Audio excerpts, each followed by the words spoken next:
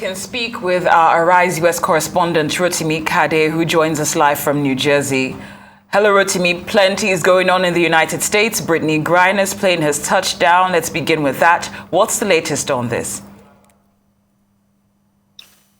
Well, we understand right now that Brittney Griner is being reunited with her family and most likely will receive medical treatments. And perhaps also, we also understand that Brittney Griner might just be a guest of some of the security agencies for them to be able to extract some information as to what their experiences are in Russia during our incarceration. But I think right now there's been jubilation all around that she has returned home to her families. And not just that, that is a win for the administration, and also looking forward to more Americans who are currently in the Russian prison to see them back home safely.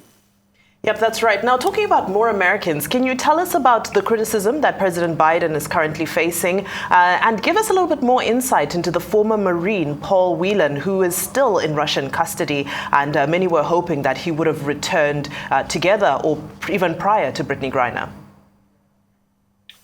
Yes, in as much as a lot of people were jubilant, very happy with the fact that Brittney Griner is back home safely. A lot of people in some other quarters are also angry at the administration with the fact that they were not able to secure Paul Whelan, who has been in incarceration even longer than Brittney Griner.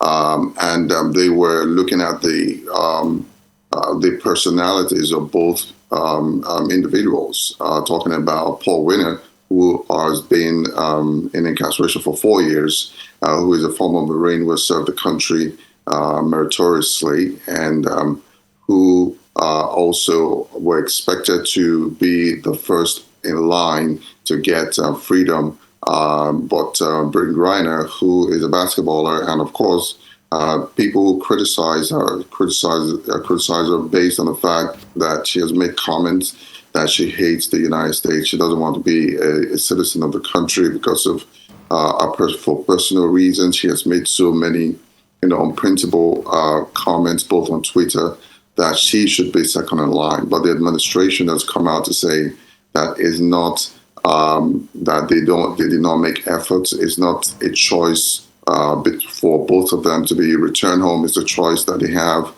which is just one, and that is Griner. And for them not to take that that opportunity that was given to them by the Russians means that they will definitely lose both of them. So at this point, they believe that taking Griner first and working towards taking Paul Whelan later would be the smartest move for them to be able to make. And that's why they made that. But on the other hand, they said the oppression in Russia, they are now resting on their oars and making sure that in the nearest future, Paul Whelan will gain freedom.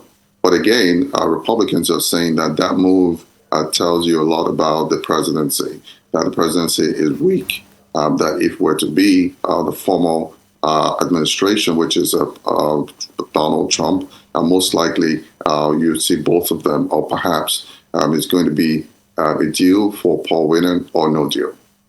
Well said, Rotimi. Just wondering, based on this and taking an excerpt from what the U.S. Secretary of State Antony Blinken said, saying that they were left with no other choice when it came to securing the release of Brittney Griner as opposed to Paul Whelan. It looks as though Russia has the upper hand in this situation, and I'm just wondering what the further implications might be, besides the fact that Americans are probably not too happy with this. Well, you're right. On paper, Russians have an upper hand because when you look at this individual talking about Paul Whelan, who was charged on Trump charges, which was a sham charade as far as fair hearing is concerned, and compared that to Victor Bout, who is a known criminal. In fact, it was nicknamed a Merchant of Death, which means that he was responsible primarily for most of the arms deal in Africa that saw millions and thousands of people dead, and also causing unrest all around the world. And even when it was captured, the accusation or the charges against him in the United States was to arm the United States citizens and to cause unrest here in the United States. So a lot of people are thinking that if you had made those exchanges, there could have been a fair deal. But right now that you get in a basketballer who still has a brighter chance of being freed in Russia, because Russia is trying to play a political game, which is to ensure that there's pressure on the administration to get a celebrity home. A lot of people believe that that could have been a much, much better exchange than what they got. But of course, the administration has said that it's better to get one American home than not to get no American home. So I think that's the basis of the argument. And I think going forward, there will be questions that will be asked regarding this motive behind this exchange. That's right, and the expense is huge. We know that she's been swapped for Victor Bout, who is also known as the Merchant of Death, a convicted arms dealer. Can you give us more insight into this Russian gentleman? Well, so Victor Bout was arrested in 2008 out of the United States, was extradited to the United States in 2010, was sentenced sometime between 2011 and 2012. He has spent a reasonable amount of time in U.S. prisons, and he was sentenced to 25 years in prison. So from 2012 till now, it's about 10 years. It's just a matter of maybe another 15 years or perhaps maybe 10 years he's going to spend in prison and he's going to be released. So the sense behind that is that eventually Victor Bout is going to be released anyway. So why not release him on time and be able to gain the release of Americans in jail? It's not like it's going to stay in U.S. jail for a long time. So the administration is looking at the long-term goal rather than the short-term goal.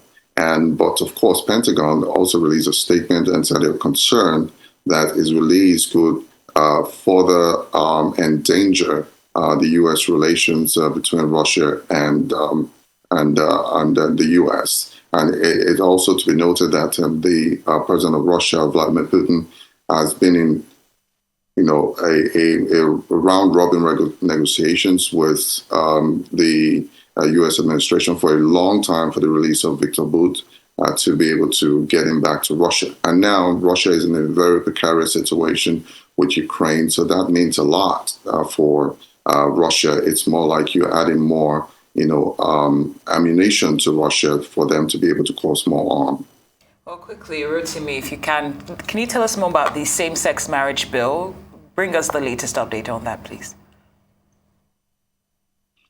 Well, the same-sex marriage bill was not signed into law, but was legislated upon and got majority in the House of Representatives.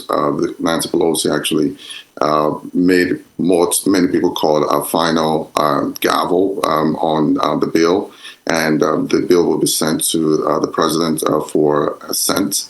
But the composition of that means that same-sex marriage in the United States will be more protected than ever, and there will be no discrimination, but with some exemptions because the huge support that Democrats were able to get from Republicans were because of those exemptions, that religious organizations would have choice of whether to marry same-sex couples as opposed to what was before, where they don't really have that exemptions, where they don't have that choice. All right, and quite a way for Nancy Pelosi to end her speakership career, if I may put it that way. Rotimi Kade, Arise, a U.S. correspondent, thank you so much for your time today.